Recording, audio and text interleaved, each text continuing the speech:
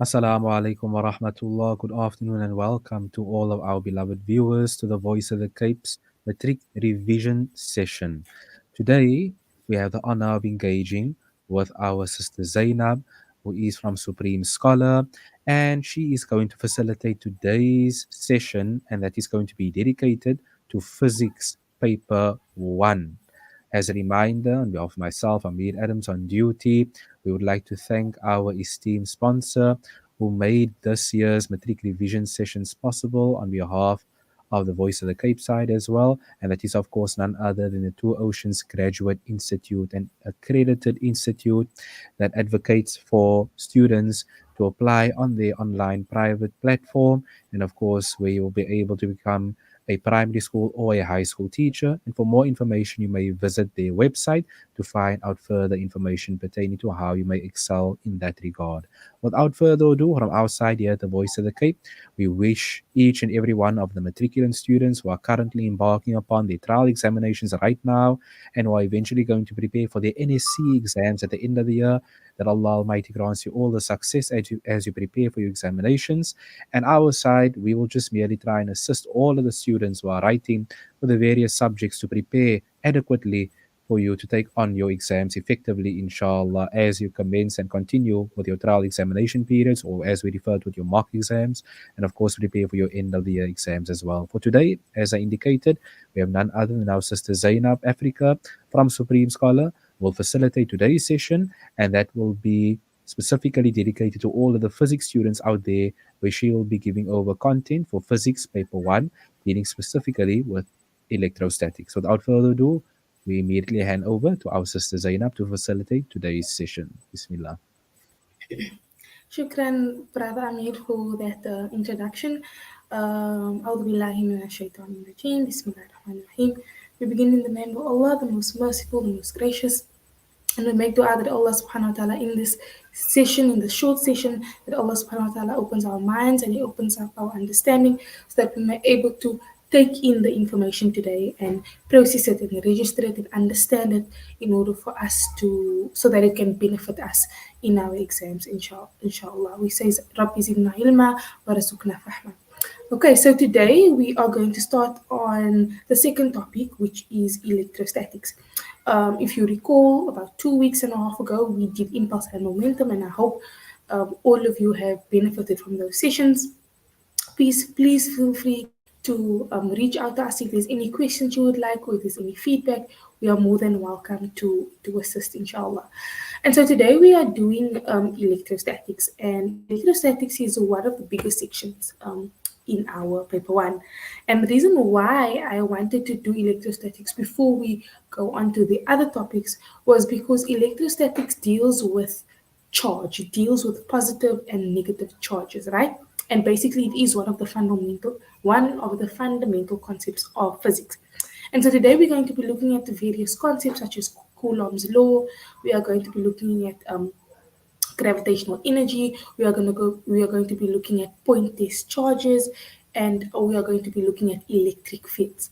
There is going to be two sets to this topic because it's such a big and it's such a broad topic. So today we are going to do some introduction and we are going to do some basic understandings, terminologies, and calculations. And then for part 2, we are then going to dig deeper into the more complex nature of electrostatics. Okay, and so as I said, electrostatics deals with positive and negative charges, right? And so we can only experience a force, okay, when it spans over a distance. And so we're going to unpack that when we get to the part where we are going to discuss Coulomb's law.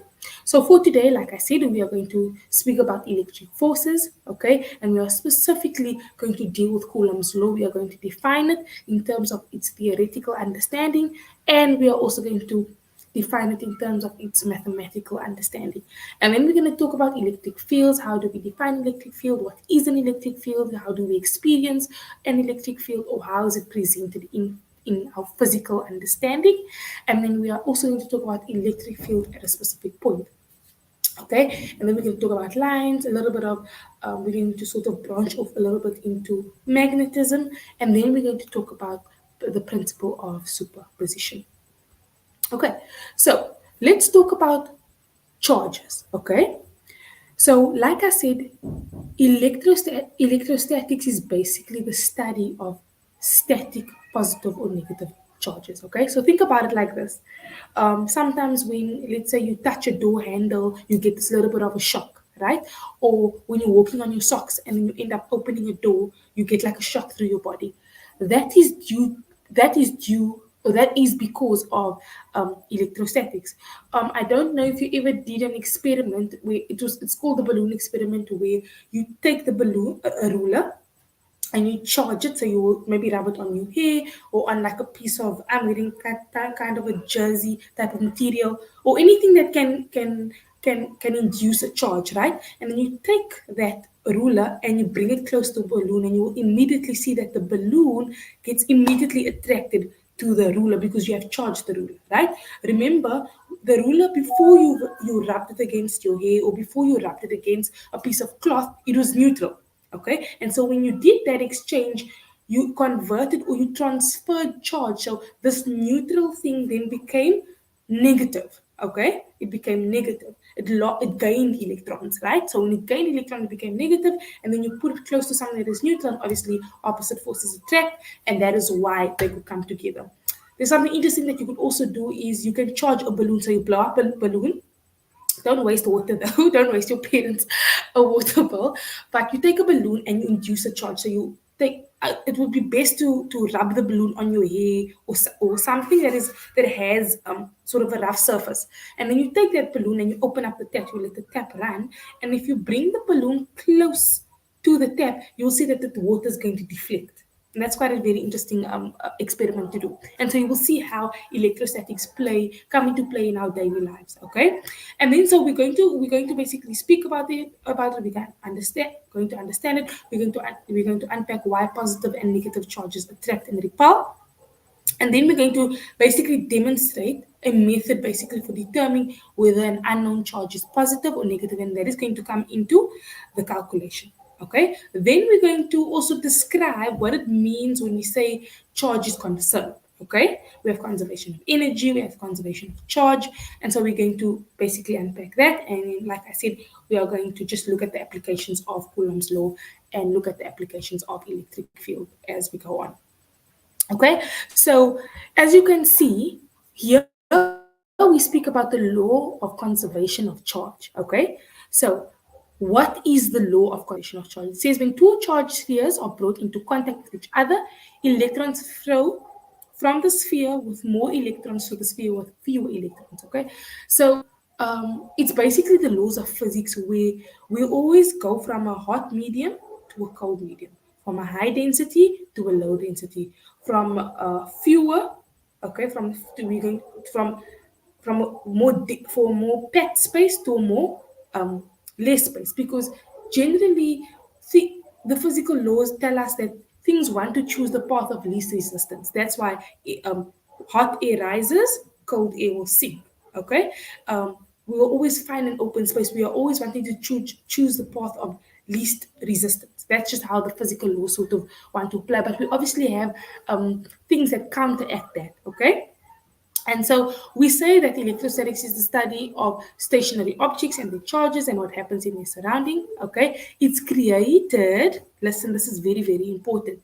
Charges. In order for you to create a charge, there must be a transfer of electrons. Okay, there has to be a transfer of electrons. So, like I said, with the example of the balloon and the water, when you charge the balloon, I'm transferring electrons from my hair, from my scarf, from my jersey that I'm wearing, and I'm inducing, and I'm basically going to move electrons from a positive to a negative side, or from neutral to positive, neutral to negative, and then I'm going to sort of bring it close to something that is not really charged, and then you will see the relationships between those things. We know by now, or we should know by now, that um, negative atoms are called electrons and positive atoms are called protons. Okay, we know that electrons are negatively charged and protons are positively charged. Okay, so that's the first thing. We spoke about electrons, protons, and charged objects. And charge, in order for something to be charged, there has to be a transfer of electrons. And we spoke about the conservation of charge.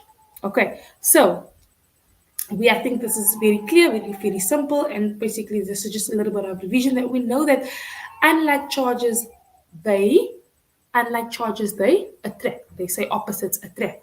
I don't know how true this is for everybody, but um, that's basically just the law of physics that opposites will attract. Okay, so we have when we have a magnet, the north and the south pole, and like charges they repel. Okay, and so no two things that are similar in nature or similar in character can occupy the same space because of the laws of physics and Newton's laws of gravity and all of those things, right? We have to have nature has to have this opposite imbalance, like I spoke about in the very beginning session when I spoke about um, in physics things have to there has to be a balance, okay, where there's day there's night. That's how Allah created us, right? That's how the universe was created, where there are polar opposites in order for things to be in equilibrium. Okay, otherwise if we have things that are the same, then we have sort of an imbalance. Okay, so it's important for us to understand this because it might be a basic concept to understand now, but for those of you inshallah who will make it to university and you're going to dig deeper into the subject, you will learn and come to understand that there's actually a deeper understanding to why this concept of opposites attract, and you learn those things in detail.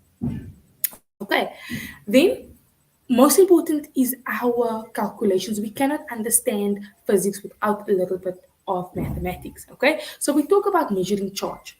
Okay, and one of the things that you will hear, or one of the things that will sort of be familiar, is or it will basically tie into, you will hear this concept again, is in electricity. Okay, and in electricity we talk about charge. Okay, charge is measured in coulombs. Okay, is measured in coulombs, and the basically the the the the, the constant for charge is 6.25 times 10 to the power of 18. Okay, but a coulomb is basically defined as 1 amp per second. Okay, so in other words, we say that the amount of charge carried by 1 ampere in 1 second. That is how we define charge. Okay, and so Coulomb's law. When we talk about Coulomb's law is a measure of how strong the force is between these two charged objects. Okay, so I have charge one and charge two. I have these two charged objects, and then so Coulomb's law tells us how strong the force of attraction is between these two objects, and these two objects are going to exert a force on each other. Okay, like we said, it will either attract or it will repel. Okay, so that is something very important.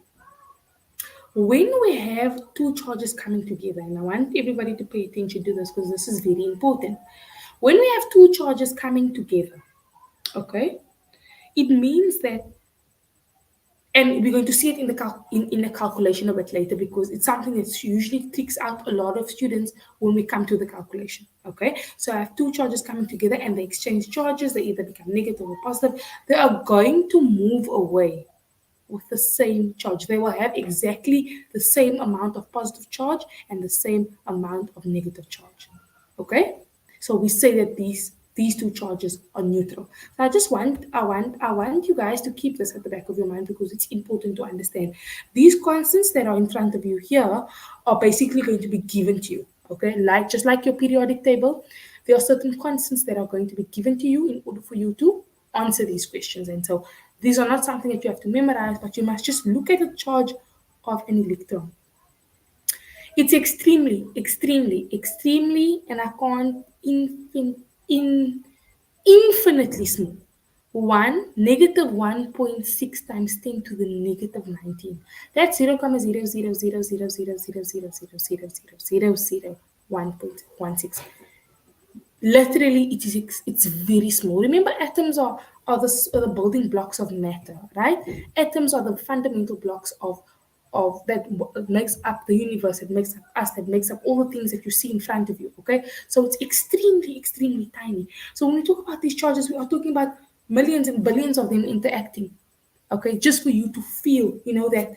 Think about the current that flows through your body when you're walking with your socks on the floor, you're creating a charge on the floor, and what you end up touching the door. So what happens?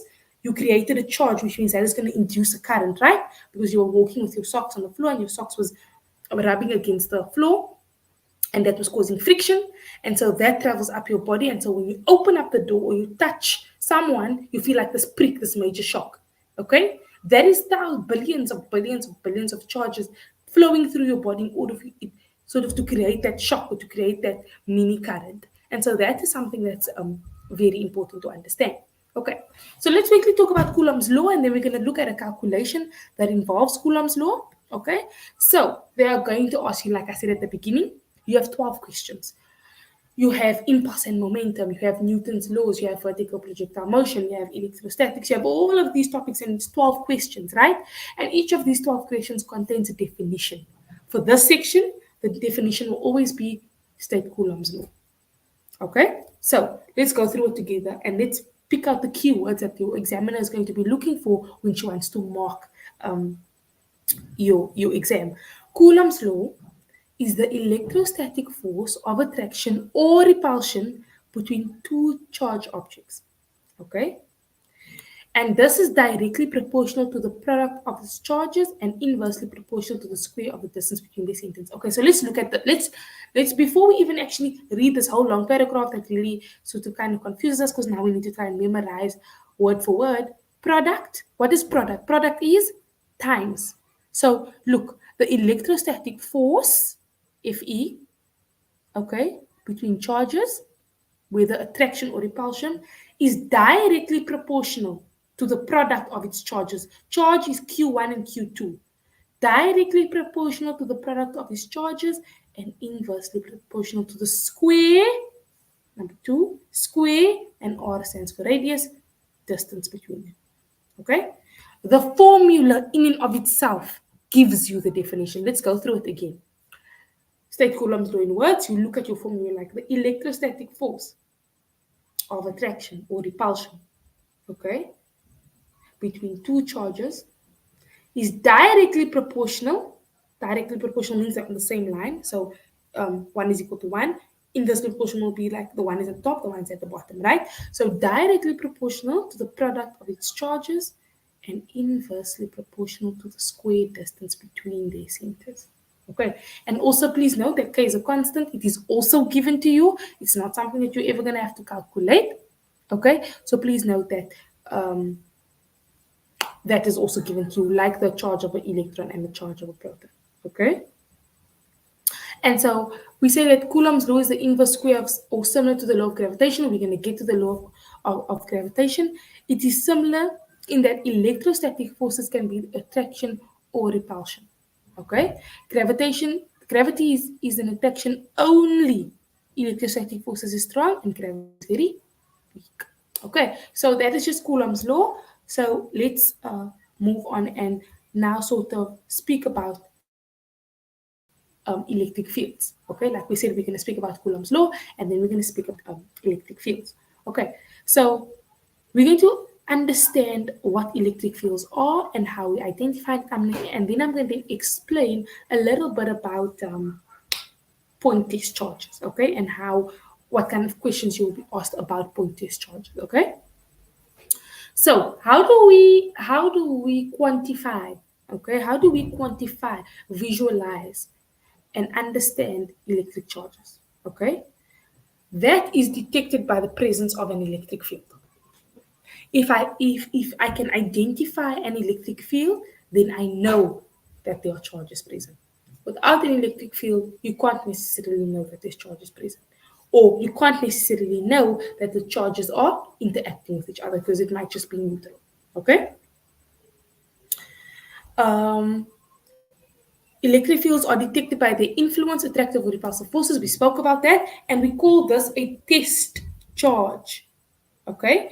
Electrical charged bodies can be created by physically rubbing electrons off one object onto another, for example. Okay, we spoke about all of that. So I just want to speak about this concept of this positive test charge. Okay, and what is this positive? Because those are also one of the that is one of the definitions of a test charge. Okay, so when something experiences a force, okay, we define that as a positive test charge.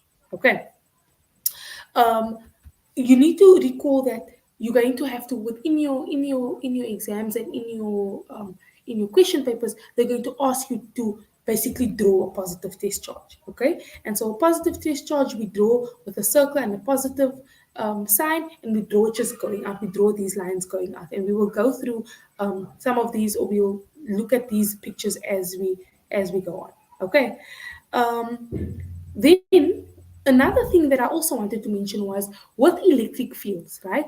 Do not confuse the terminologies electric force and electric field. Those are two different formulas. Okay, so we have two types of electric fields. We have basically we have two types of fields that a charge can experience. It can experience electric fields and it can experience gravitational fields. Okay, now obviously gravitational field will be mass due to gravity, right? Mass due to gravity. And we spoke about this. Where did we see mass due to gravity? We saw it in impulse and momentum, right? We saw it in impulse and momentum. So in the same way, um, gravity is measured by dividing force acting on it by the mass quantity in kilograms. Okay, these are just technical equations that we need to understand in order for us to go through, or in order for us to understand how to solve the question. Okay. Now, I want us to look at this example, and it's important because it sort of gives us an introduction, or gives us a feel as to how the questions are going to be asked. Okay. So we have activity one. Activity one says this is a worked example, so we're going to work through it together. We're going to understand the question, and there are solutions attached. And we're going to go through the solutions, and we're going to see if our understanding makes sense. Okay. Feel free to sort of, once this is over, go through it again. Pause. You can screenshot it if you would like it easier for your benefit. Okay. So it says two small identical metal spheres A and B carrying in a charge of -4 times 10 to the -12, okay, and -3 times. So there's another thing I forgot to mention. I remember I said that charge is measured in coulombs. You get nano coulombs, you get pico coulombs, you got micro coulombs. Okay, we always work in nano coulombs. Okay, or we always work in nano coulombs. Okay, and so that we are saying, it says here these are mounted on an insulated stand as shown, and the distance between the centers of the spheres is 5 centimeters. Okay. Number one says calculate the magnitude and direction of, of the force that A exerts on B. Now you've heard this word magnitude already. This question is worth 6 marks. Okay. Calculate the magnitude and direction of the force that A exerts on B. Now let's look at how we solved this step by step. Okay. First of all, they said calculate the magnitude of the force, which means you use Coulomb's laws. Why? Because if you look at what you were given, okay, you were given sufficient information to use in order to plug into the equation. Okay, you were given the distance. Okay, you have K, which is a constant. Okay, and you were given the charges of both. You were given basically the coulombs of both forces, okay, of both charges. So you obviously calculate first, you calculate the electrostatic force. That is the magnitude, okay? That is the magnitude, because they're asking you for magnitude and they're asking you for direction. So this, all in all, is worth 6 marks, okay? This, all in all, is worth 6 marks. Why? Because you first needed to identify that this is the formula you need to use, okay? The second thing you needed to identify was you needed this, so they don't tell you. So look here, they don't tell you that it needs to be this 5 centimeters needs to be in meters, but we know that SI units needs to always has to be converted to meters. So there's an additional mark for converting this 5 centimeters to meters. Okay, and now we see that this is negative, but over here this is positive. Why is that the case?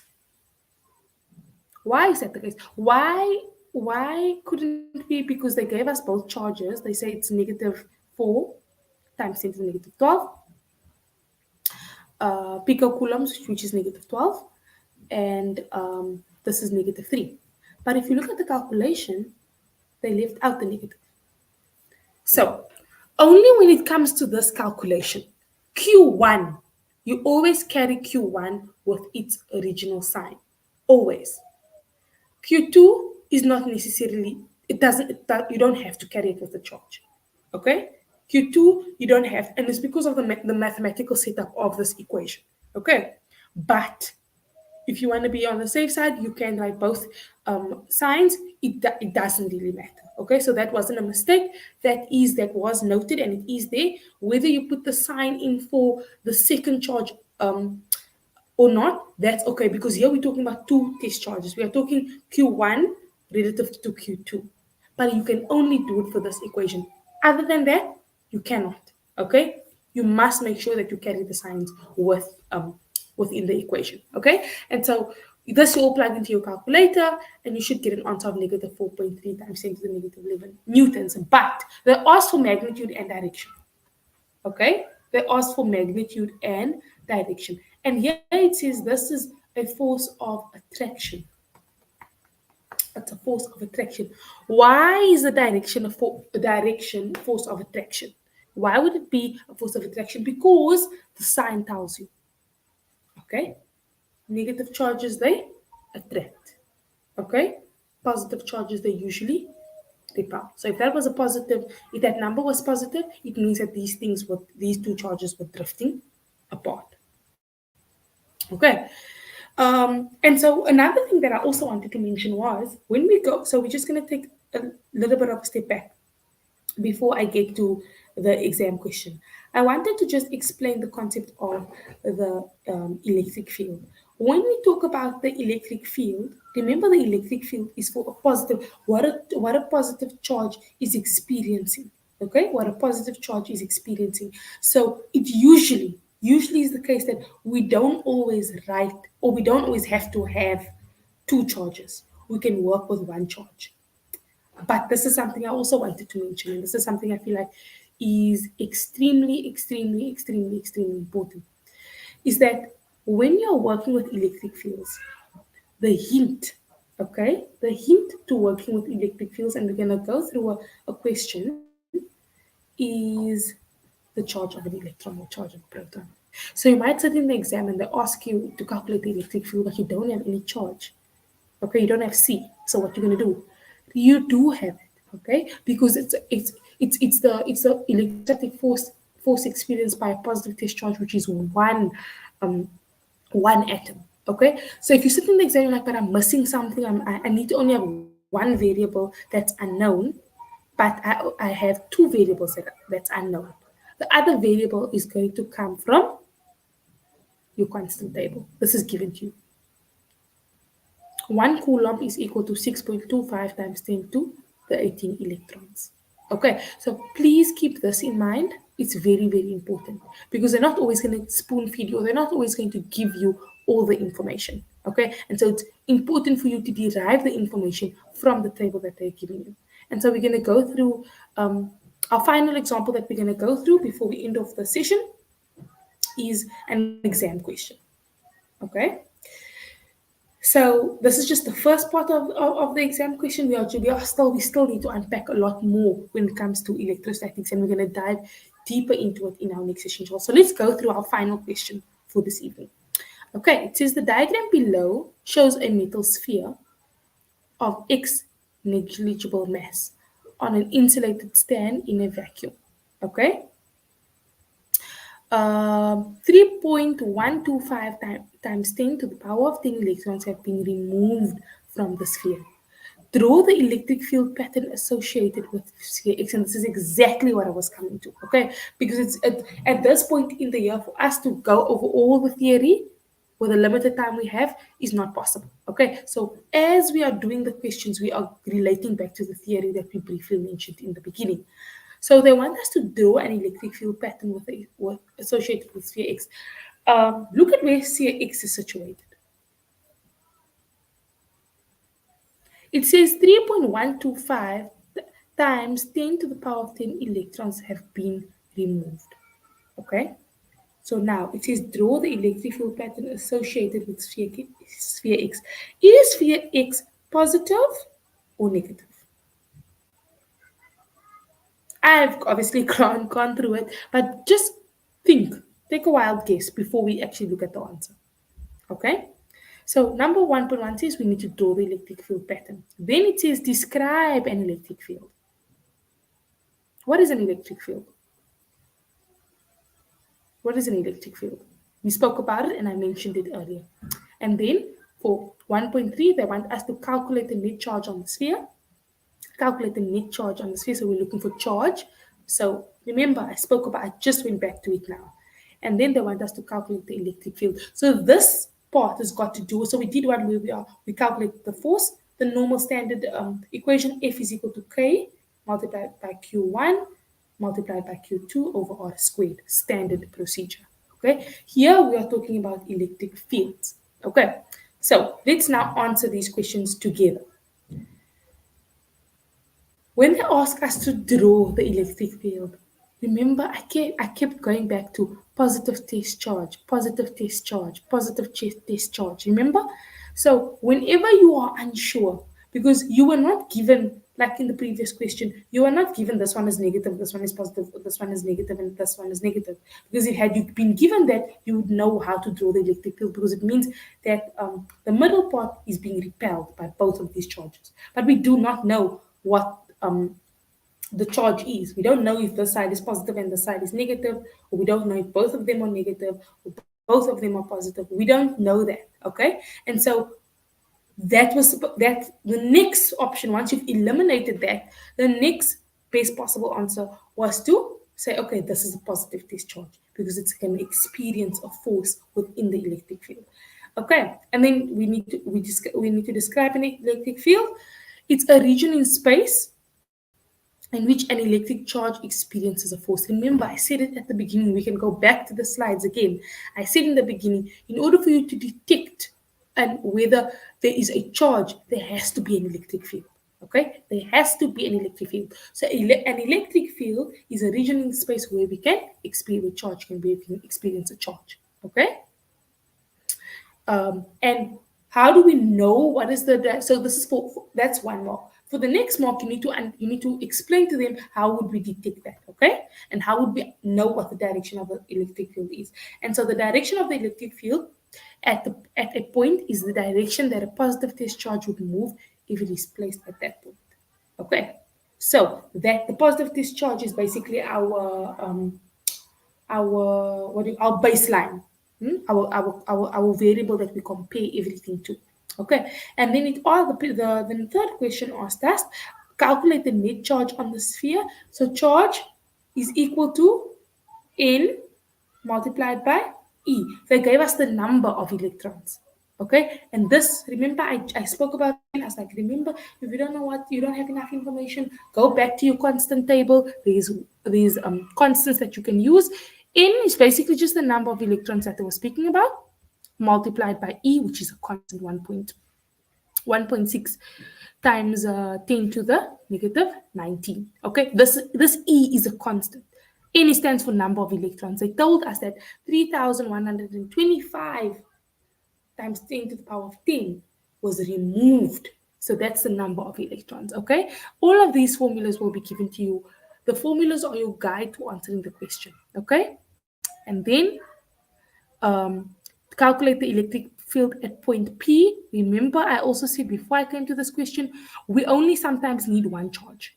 Okay, at point P, that's only one charge. So we're trying to find what the electric field is. So it's going to be K, which is a constant, Q, okay, because we've just calculated the charge. So see how these questions are related to each other. Q was what we just calculated, okay, over R squared. We had the distance, and that must give you an answer of 17.31 newtons per coulomb away from the charge. Okay, and so I hope that this session sort of gave you a little bit of insight. As these are typical exam questions. It seems difficult on the surface, but if you dig deeper and you understand the theory that goes with these with these applications, then it becomes a lot more easier. It becomes a lot more doable. And I want to encourage you guys to practice, do as much examples as you can. And definitely your hard work will definitely pay off, inshallah. So I hope that you have now a little bit better understanding of how we solve for Coulomb's laws, how we understand charges. Okay, these are the basic examples, but what if you have three charges or you have four charges? Then you must end up doing Pythagoras and all of those things, and we're going to come to those things in our next section, inshallah. But I do hope that this was beneficial to you, and I do hope that you've learned a lot. Shukran and jazakallahu khair.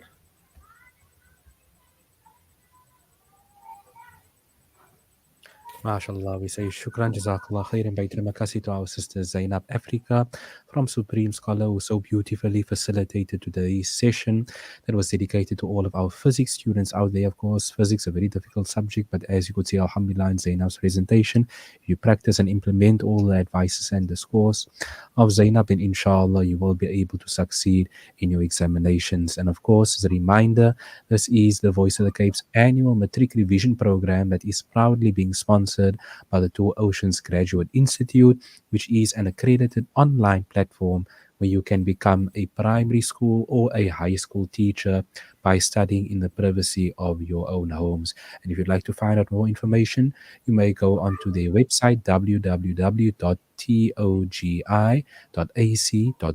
or you may call them on 021 829 7015. And of course, that is the details pertaining to our official sponsor for this year's Matric Revision Program, that being the Two Oceans Graduate Institute.